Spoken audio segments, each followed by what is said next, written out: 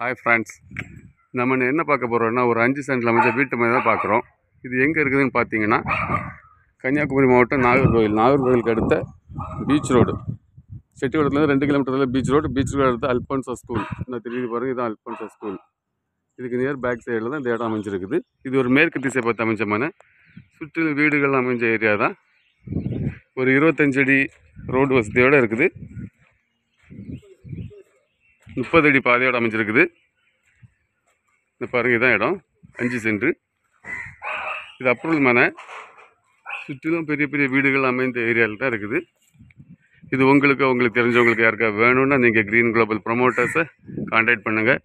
இதுபோல் உங்களுக்கு இடங்களோ வீடுகளோ வாங்கணும் விற்கணுனாலும் நீங்கள் க்ரீன் குளோபல் ப்ரொமோட்டர்ஸை கான்டாக்ட் பண்ணுங்கள்.